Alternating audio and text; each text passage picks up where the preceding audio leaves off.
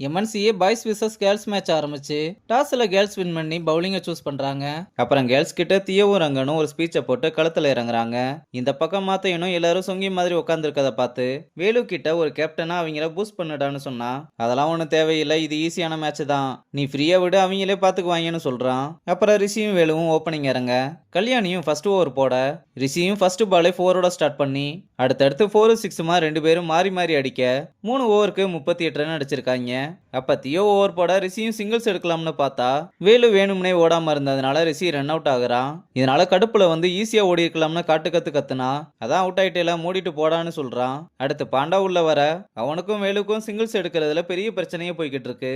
அப்ப ரங்கன் பவுலிங் போட சிங்கிள்ஸ் போக வேண்டிய இடத்துல எல்லாம் போகாம அவன் மட்டுமே ஆடிக்கிட்டு இருக்க அடுத்த பாலே போல்ட் ஆகுறான். உடனே பாண்டாவும் என்ன சொல்லிட்டு இப்படி கேவலமா அவுட் ஆயிருக்கீங்கன்னு சொன்னதும் வேலு அவங்கிட்ட சண்டைக்கு எகிரிக்கிட்டு வர, ஒழுங்கா ஆடுறதுனா ஆடுங்க, இல்லனா வெளியே போங்க, நீ தான் அவுட் ஆயிட்டேல போடான்னு வேலு அனுப்பி வைக்கிறான். அடுத்ததா ஜாக்கி உள்ள வந்து தங்கம் போட்ட பால ஃபேஸ் பண்ண முடியாம மிரண்டு போறான். அப்புறம் ட்ரிங்க்ஸ் பிரேக் எடுத்துக்க 8 ஓவருக்கு 65 ரன் எடுத்து 2 விக்கெட்டையும் லாஸ் பண்ணிருக்காங்க.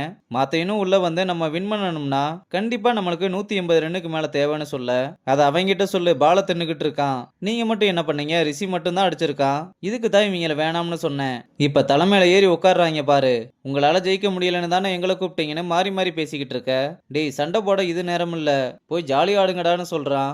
அப்புறம் கொஞ்ச நேரத்துக்கு மேல பாண்டாவால சுத்தமா ரன் ஓட முடியாம தூக்கி அடிக்கிறேன்னு அவுட் ஆகுறான். அடுத்ததான் மணி உள்ள வர தங்கம் ஃபர்ஸ்ட் பால் செம்மையா போட்டதும் ரொம்ப சந்தோஷப்படுறா.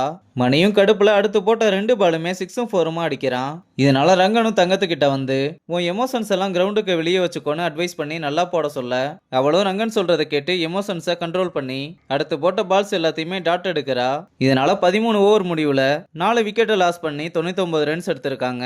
ஜாக்கி ரொம்பவே ஸ்லோவா ஆடுறத பார்த்து, என்ன சீனியர் இப்ப வந்து நானே 6 4 அடிக்கிறேன், கொஞ்சமாவது ஆக்சலரேட் பண்ணி ஆடுங்கன்னு சொன்னா, டேய் லூஸ் பால் அடிச்சுட்டு ஓவரா பேசாதன்னு மொக்க பண்ணி விட கடுப்புல அடுத்த ஓவர் 4 அடிச்சுட்டு, நல்லா பாருங்க சீனியர் இது ஒன்னும் லூஸ் பால் இல்லைன்னு சொல்றான். ரங்கனும் அவன் விளாடுறத நோட் பண்ணி ஸ்லோ பவுன்சர் போட சொல்ல அவனும் அவங்க பிளானுக்கு ஏத்த மாதிரியே வேகமா சுத்தி அவுட் ஆகுறான். அடுத்து மாத்தையன் உள்ள வந்து ரங்கன் சார் ஓவரை மட்டும் பார்த்து ஆடிட்டு அடுத்து ஸ்பின்னர்ஸ் வரும்போது பாத்துக்கலாம்னு சொல்றான். அதே மாதிரி ரங்கன் ஓவர்ல ஸ்லோவா ஆடிட்டு அடுத்து போட்ட ஓவர்ஸ் எல்லாம் 2 பேரும் சேர்ந்து பொழந்து கட்ட ஜாக்கி தன்னோட 50 கம்ப்ளீட் பண்றான். இது பத்தாதுன்னு இப்போ உள்ள வந்த மாத்தையனும் 6 4 அடிச்சு அவனும் தன்னோட 50 கம்ப்ளீட் பண்றான். லாஸ்ட் ஓவர்ல கொஞ்சம் ரங்கன் பிடிச்சு போட்டதுனால 20 ஓவருக்கு 190 ரன் எடுத்திருக்காங்க. அப்புறம் ரங்கனும் இந்த ரன்னை சேஸ் பண்றதுக்கு என்ன பண்ணணும்னு கேர்ள்ஸ் எல்லாருக்குமே ஐடியா கொடுக்கறான். இந்த பக்கம் வேலுவும் அவங்கள 10-15 ஓவருக்குள்ளேயே ஆல் அவுட் பண்ணணும், ரங்கன் சார் ரன்ஸ் எடுக்க விடாம ஸ்ட்ரகிள் பண்ண வச்சா மட்டும் போதும்னு சொல்ல, டேய் கேர்ள்ஸை சாதாரணமா எடை போட வேணாம்னு மாத்தையும் சொன்னா, உங்ககிட்ட இப்ப யார் கேட்டது, அதெல்லாம் ஈஸியா வின் பண்ணிடலாம்னு சொல்றான். அப்புறம் ரங்கனும் வள்ளியும் ஓப்பனிங் இறங்க ஃபர்ஸ்ட் பாலே ரங்கனும் 6 அடிச்சு ஸ்டார்ட் பண்றான். அடுத்து ஒரு சிங்கிள் எடுத்ததும் இந்த பக்கம் வள்ளி பால தொடக்கூட முடியாம ரொம்பவே ஸ்ட்ரகிள் பண்றா. அதே மாதிரி அடுத்த ஓவர்லயும் ரங்கன் ஒரு 4 அடிச்சு சிங்கிள்ஸ் எடுக்க மறுபடியும் வள்ளி பேட்லயே வாங்காததை பார்த்து ரங்கன் அவளை கூப்பிட்டு ரொம்ப டென்ஷன் ஆகாம நீ லோக்கல் கிரவுண்ட்ல எப்படி ஆடுவியோ அந்த மாதிரி ஆடுன்னு சொல்றான். அவளும் சரின்னு அடுத்த பாலே 4 அடிக்க 2 பேரும் சேர்ந்து நல்ல பார்ட்னர்ஷிப் போட்டு 6 ஓவருக்கு 49 ரன்ஸ் எடுத்திருக்காங்க.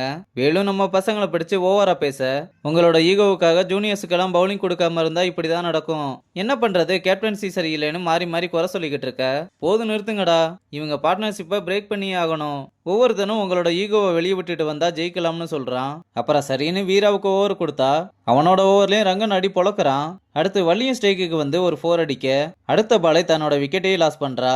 அடுத்ததா கல்யாணி உள்ள வந்து ஃபர்ஸ்ட் பாலே போல்ட் ஆகுறா. அப்புறம் லாரா உள்ள வர ரங்கன் மட்டும் ஸ்டாண்டர்டா நின்று அடி பொழந்துகிட்டு இருக்கான். வேலுவும் அதிசயமா மணியை கூப்பிட்டு ஐடியா கேட்டு அவன் சொல்ற மாதிரியே ஃபீல்டிங்கை டைட் பண்றான். அப்ப அவனுங்க நினைச்ச மாதிரியே லாரா தேவையே இல்லாம ரன் அவுட் ஆகுறா. இதனால ரங்கனும் ரொம்பவே கடுப்பாகிறான். அப்புறம் அடுத்தடுத்து விக்கெட்டும் விழுந்துகிட்டே இருக்கு.